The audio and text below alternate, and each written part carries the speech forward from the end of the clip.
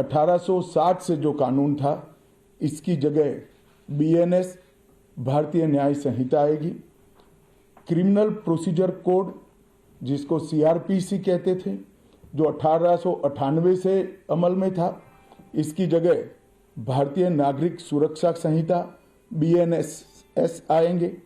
और Indian evidence act 1872 से जो इस देश की क्रिमिनल जस्टिस सिस्टम को गवर्न करता था, इसकी जगह भारतीय साक्ष्य अधिनियम बीएसए लागू होगा। तो बीएनएस, बीएनएसएस और बीएसए के लागू होने से पूरी न्याय प्रणाली का आपराधिक कानूनों की पूर्णतया इसके अंदर हम कह सकते अब भारतीय आत्मा है। इसके ढेर सारे प्रावधान ऐसे किए गए हैं जिससे कई समूहों को फायदा होगा। कई सारी दफाएं जो अंग्रेजों के समय से विवाद में रही, इसको हटाकर आज के समय के अनुकूल धाराएं जोड़ी गई है। और कई सारी ऐसी चीजें जिससे भारतीय नागरिकों को परेशानी थी, इसको हटाकर नए प्रावधान किए गए हैं। सबसे पहले हमने इसमें हमारे संविधान के स्पिरिट के तहत दफाओं की और चैप्टर्स की प्रायोरिटी तय की है। सबसे पहली प्रायोरिटी महिलाओं और बच्चों के अपराध को दी गई है और मैं मानता हूं कि ये करने की बहुत समय से पहले जरूरत थी। एक पूरा अध्याय इसमें जोड़ा गया है जिसमें 35 धाराएं हैं और 13 प्रावधान हैं, जिसमें गैंग रेप के लिए अब 20 साल की सजा या तो कारावास, आजीवन कारावास, नाबालिग के साथ बलात्कार में मौत की सजा, झूठा वादा पहचान छिपाकर शोषण करने वालों के लिए भी अलग से अपराध बनाया गया है। पहले सुप्रीम कोर्ट के जजमेंट से चलता था। पीड़िता का बयान उसके घर पर महिला अधिकारियों की उपस्थिति में और अपने परिजनों की उपस्थिति में लेने का भी प्रावधान किया है। और इसके साथ साथ ऑनलाइन एफआईआर की व्यवस्था से भी ढेर सारी उत्पीड़न का सामना कर रही महिला एम्बरेसमेंट से बच पाएगी, ऐसा हमारा मानना है।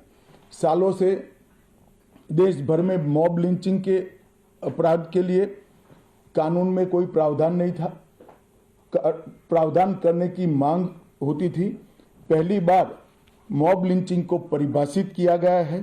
नस्ल, जाति, समुदाय, लिंग, जन्म स्थान, भाषा और अन्य कारणों से जो मॉब लिंचिंग होता है, इसमें 7 वर्ष के कारावास से लेकर मृत्यु की सजा और आजीवन कारावास तक इसके अंदर जोड़ा गया है।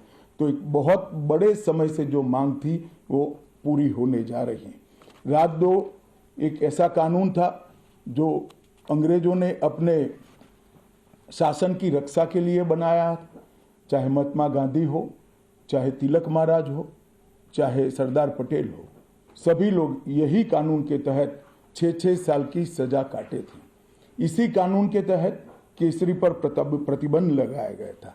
वो अपने राज्य की सुरक्षा के लिए अंग्रेजों ने बनाया कानून था। राजद्रोह को हमने जड़ से समाप्त कर दिया है और देश विरोधी हरकतों के लिए नई धारा लेकर आए हैं।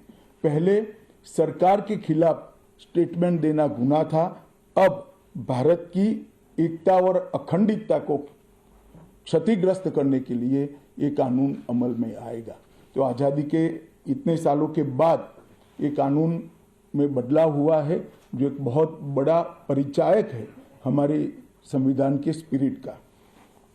मैं आप सभी के सामने बड़े विश्वास के साथ कहता हूं कि ये तीनों कानूनों के पूर्ण स्पिरिट के साथ देश भर में लागू होने के बाद ये कानून सबसे आधुनिक न्याय प्रणाली का सर्जन करेंगे।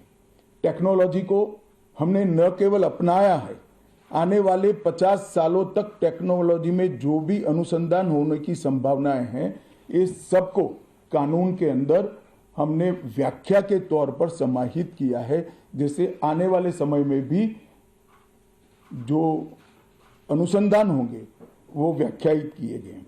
ये विश्व की सबसे आधुनिक न्याय प्रणाली बनेगी, इसका मुझे विश्वास है। कंप्यूटराइजेशन की प्रक्रिया ऑलरेडी पूरी हो गई है। 99.9% थाने कंप्यूटराइज हो चुके हैं। ई रिकॉर्ड जनरेट करने की प्रक्रिया भी हमने 2019 से ही चालू कर दी थी। 0 एफआईआर, ई एफआईआर, चार्जशीट और जवाब ये सभी डिजिटल होगा। किसी को बड़े बड़े जेरोक्स निकालकर करने की जरूरत नहीं है। 1 लाख पेज की चार्जशीट भी एक छोटे से पेन ड्राइव से जजेस के सामने जाएगी और पक्षकर्ताओं को दिए जाएगी। 90 दिन के अंदर इस कानून में पीड़ित को जिन्होंने न्याय की गुहार की है उनको अपने केस का प्रोग्रेस ऑटोमेटिकली ऑनलाइन भेजा जाएगा। हमने इसके अंदर 7 साल और उससे ज्यादा सजा वाले सभी गुना में फॉरेंसिक की टीम की विजिट को कंपलसरी कर फॉरेंसिक एविडेंस को कानूनी जामा पहनाने का काम किया है। मैं मानता हूं कि इससे बहुत फायदा होगा। दोष सिद्धि का प्रमाण हम बहुत आगे तक ले जा पाएंगे। साक्ष्यों की रिकॉर्डिंग और जांच पड़ताल में रिकॉर्डिंग की अनुमति दी है। वीडियोग्राफी को सर्च और सीजर के वक्त पर अनिवार्य किया है, जिससे किसी को फंसाने की कोई साजिश न हो पाए। ई बयान बलात्कार की पीड़िता का या छेड़खानी की पीड़िता का ई बयान को भी कानूनी माना गया है और कोर्ट में ऑडियो वीडियो के माध्यम से पेशी करने का भी प्रावधान हमने किया है। ई पेशी में गवाह, आरोपी, विशेषज्ञ और पीड़ित सभी को कानूनी जामा पहनाने का काम किया है। इसमें जो फॉरेंसिक विजिट को अनिवार्य बनाया गया है, इसको हमने दूरदर्शिता पूर्वक काम कर नेशनल फॉरेंसिक साइंस लेबोरेटरी 2020 में बनाकर इसके लिए ट्रेन मैन पावर का सर्जन का काम ऑलरेडी कर चुके हैं। मुझे पूरा भरोसा है कि 3 साल के बाद इस देश में हर साल 40,000 से ज़्यादा ट्रेन मैन पावर का फोर्स हमारी कानूनी क्रिमिनल जस्टिस सिस्टम की सेवा में उपलब्ध होगा।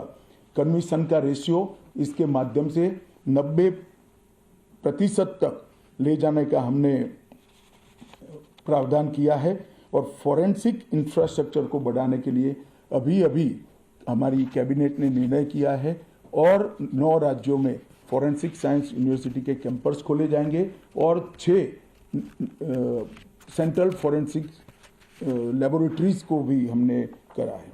ये कानून विक्टिम सेंट्रिक है। पहले दिनों तक किसी को पुलिस ले जाती थी, परिवार वालों को कोर्ट में आना पड़ता था। अब हमने कंपलसरी किया है कि हर थाने में रजिस्टर होगा और ई रजिस्टर भी होगा कि कौन सा अपराधी पुलिस की कस्टडी में है, जिससे हेबियस के माध्यम से कोर्ट में नहीं जाना पड़ेगा। तलाशी और रेड दोनों स्थिति में वीडियोग्राफी की जाएगी, जिससे पुलिस के अधिकारों का दुरुपयोग न हो पाए। और हमने अपराधियों को बेल को भी लंबे समय तक लंबित केसों में कानूनन बना दिया है, जिसमें एक निश्चित समय मर्यादा अपराध के अंदर जो सजा है उसके अनुपात में हो जाने के बाद जेल सुपरिटेंडेंट की जिम्मेदारी होगी कि इसको बेल पर रिहा किया जाए। तो इसके लिए कोर्ट में किसी को जाने की जरूरत नहीं पड़ेगी। इसमें विक्टिम को अपनी बात रखने का मौका मिलेगा, इंफॉर्मेशन का अधिकार मिलेगा और नुकसान के लिए क्षतिपूर्ति का भी अधिकार पहली बार भारतीय कानूनों में हम करने जा रहे हैं। 0 एफआईआर, विक्टिम की एफआईआर की प्रति की निःशुल्क प्राप्ति और 90 दिन में जांच का रिपोर्ट देने से इससे बहुत बड़ा फायदा होगा। समय पर न्याय लगभग 35 न्याय प्रणाली की 35 धाराओं में हमने समय मर्यादा निश्चित की है और ये टेक्निक के आधार पर प्रोसीडिंग्स होने के कारण भी समय पर न्याय मिलेगा।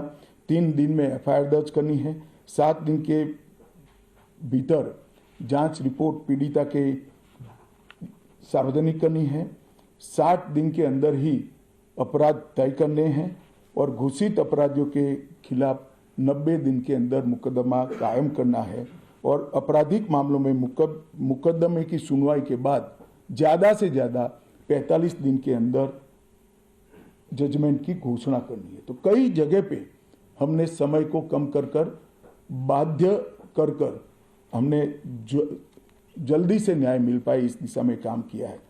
हमने 3 वर्ष से कम कारावास में 60 वर्ष से अधिक उम्र में के लोग जो है, इसमें पुलिस अधिकारी की पूर्व अनुमति अरेस्ट के लिए अनिवार्य करी है। गिरफ्तार व्यक्ति को 24 घंटे में मजिस्ट्रेट के सामने ले जाने का प्रावधान भी कानूनी बनाया है और 20 से ऐसी ज़्यादा धाराएं हैं जिसमें पुलिस की जवाबदेही हमने सुनिश्चित करी है। पहली बार पीई का भी हमने प्रावधान इसके अंदर किया है। साक्ष्यों के संबंध में भी टेक्नोलॉजी को हमने बढ़ावा दिया है। इलेक्ट्रॉनिक साक्ष्यों के प्रति विश्वसनीयता बढ़े, इसके लिए कानूनी प्रावधान कड़े किए हैं। सर्वर लॉग, स्थान संबंधी साक्ष्य और वॉइस मेल, ये सब की व्याख्याएं की गई है। अब प्रक्रिया संविधान की 8वीं अनुसूची में आने वाली सभी भाषाओं में काम करती हो जाएगी। हमारी स्थानीय भाषाओं के लिए बहुत बड़ा फैसला है। हमारा पूरा सॉफ्टवेयर जो बनेगा वो 8वीं अनुसूची में आने वाली सभी भाषाओं में बनेगा। कानून बनने के बाद, संसद ने पारित करने के बाद तैयारी के लिए ढेर सारा प्रयास भारत सरकार के गृह मंत्रालय और हर राज्य के गृह मंत्रालय और जस्टिस मंत्रालय ने किया है। लगभग 22.5 लाख पुलिस कर्मियों की ट्रेनिंग के लिए 12,000 मास्टर ट्रेनर्स बना दिए गए। कई इंस्टीट्यूशन को अधिकृत किया गया और 23,992 मास्टर ट्रेनर अब तक ट्रेन हो चुके हैं। जुडिशरी में 21,000 सबऑर्डिनेट जुडिशरी का ट्रेनिंग हो चुका है और इसके लिए भी आगे पर मास्टर ट्रेनर्स की कई बैच स्थानीय भाषाओं में तैयार हो गई है। 20,000 पब्लिक प्रोसिक्यूटर्स को ट्रेन किया गया है और लगभग हर प्रोसिक्यूटर को एक ऐप दे दिया गया है और नए कानून छापे हुए दिए गए हैं कि पुरानी धारा कौन सी थी, नई धारा कौन सी है। प्रिजन के 51,224 कर्मचारियों का ट्रेनिंग हुआ है और फॉरेंसिक के 4,000 कर्मचारियों का ट्रेनिंग हुआ है। कुल मिलाकर ट्रेनिंग की संख्या पुलिस में 6 लाख, प्रोसिक्यूशन में 4,000, जुडिशरी में लगभग 20,000, फॉरेंसिक में भी 4,000 और प्रिजन में 10,868 मास्टर ट्रेनर अभी काम कर रहे हैं। मित्रों, ये संहिता के लिए कुछ विपक्ष के मित्र अलग अलग बातें मीडिया के सामने रख रहे हैं कि अभी ट्रेनिंग नहीं हुई है, चर्चा नहीं हुई है। मैं आप सभी को बताना चाहता हूं कि लोकसभा में कुल मिलाकर 9 घंटा और 29 मिनट चर्चा हुई है। 34 सदस्यों ने इसके अंदर पार्टिसिपेट किया है। राज्यसभा में 6 घंटा और 70 मिनट चर्चा हुई, 40 सदस्यों ने पार्टिसिपेट किया है। एक ये भी झूठ चलाया जा रहा है कि सबको बाल निकालने के बाद ये बिल लाया गया। बिल बिजनेस एडवाइजरी कमेटी में पहले से निश्चित था। मेरा ये स्पष्ट मानना है कि 14 तारीख से ही विपक्ष ने सदन का बहिष्कार करने जैसी हरकतें करी थी और शायद वो हिस्सा लेना नहीं चाहते थे। और दोनों सदनों में 14 तारीख में लोकसभा में 96 और राज्यसभा में 46 सदस्यों ने ऐसी हरकतें की जिससे पीठासीन अधिकारी उनको बाहर करने के लिए मजबूर हो जाए। फिर भी एक ऑप्शन था। ये बहुत बड़ा दूरगामी परिणाम लाने वाला कानून था। वो एक कानून के लिए स्पेशल अंदर आकर चर्चा में अपना मत रख सकते थे। इसके पहले भी मैंने 2020 में सभी सांसदों को पत्र लिखकर उनके सुझाव मांगे थे। सभी मुख्यमंत्रियों को पत्र लिखकर उनके सुझाव मांगे थे। सभी सुप्रीम कोर्ट के सम्मानीय न्यायाधीशों को पत्र लिखकर उनके सुझाव मांगे थे। सभी हाई कोर्ट के चीफ जस्टिस को पत्र लिखकर सुझाव मांगे थे। गृह सचिव जी ने सभी आईपीएस अफसरों से सुझाव मांगे थे, सभी कलेक्टर से सुझाव मांगे थे और ये सब सुझाव मिलाकर मैंने खुद अधिकारियों की बैठक को अलग करे तो मैंने खुद 158 बार इसकी मीमांसा कर बैठक कर विचार कर एक बिल बनाया। ये बिल को भी संसद ने ऐसे ही पारित नहीं किया है। गृह विभाग की समिति के पास ये बिल को भेजा गया। 2.5 महीना या तो 3 महीना इस पर विशद चर्चा हुई। सभी दल के सांसदों ने इसके अंदर हिस्सा लिया है, अपने सुझावों को रखा है। 4-5 पॉलिटिकल स्टाइल के सुझाव छोड़कर मैं दावे से कह सकता हूं हर सुझाव को समाहित कर 93 बदलाव कर बिल को फिर से कैबिनेट ने पारित किया और पारित करने के बाद सदन के सामने रखा गया। इतने बड़े सदियों के बाद हो रहे सुधार को पॉलिटिकल कलर देना मैं मानता हूं ठीक नहीं है। मेरे तो सभी विपक्ष के साथियों से विनती है, पॉलिटिक्स करने के ढेर सारे मुद्दे हैं, आराम से करिए पॉलिटिक्स, कोई चिंता नहीं, हम भी जवाब देंगे। मगर ये कानून देश के 140 करोड़ नागरिकों को संविधान का जो स्पिरिट है, न्याय और आत्मसम्मान, वो समय पर दिलाने की एक एक्सरसाइज है। तो आप सभी लोग इसमें कोऑपरेट करिए और मैं मानता हूं कि जिसको भी कुछ कहना है, मेरा दफ्तर हमेशा खुला है, मैं अवेलेबल हूं। मिलने से पहले रोड पर जाना मैं मानता हूं ठीक नहीं है। चर्चा करनी चाहिए, कुछ भी हो बात करनी चाहिए। और मेरा स्पष्ट मत है जो मैं आज बेबाक तरीके से आप लोगों के सामने रखना चाहता हूं, रिकॉर्ड के आधार पर कह सकता हूं मैं, भारत के आज़ादी के बाद किसी भी कानून पारित कराने के लिए इतनी लंबी चर्चा का प्रोसेस नहीं हुआ है। ये मैं रिकॉर्ड पर कहने के लिए तैयार हूं। 4 साल तक इस कानून पर विचार हुआ और अगर आपको अभी भी कुछ कहना है तो आप जरूर आइए, मैं सुनने के लिए तैयार हूं। मगर कृपया इस कानून को पब्लिक तक इसकी सेवा करने देने का मौका देना चाहिए। समय पर न्याय मिलेगा तो देश का भला होगा। संविधान की सुरक्षा और आत्मसम्मान की भावनाओं को नागरिक प्राप्त कर पाएंगे तो देश का भला होगा। और सबसे बड़ा बदलाव है, हमने थोड़े धैर्य के साथ टीथिंग प्रॉब्लम को देश की जनता ने भी बड़े धैर्य के साथ लेकर सिस्टम को सुधारने का मौका देना चाहिए। और मैं सभी दलों से भी कहना चाहता हूं कि राजनीति से ऊपर उठकर आप इसका समर्थन करिए और जो भी सुझाव जनता के हित में है लेकर आइए। हम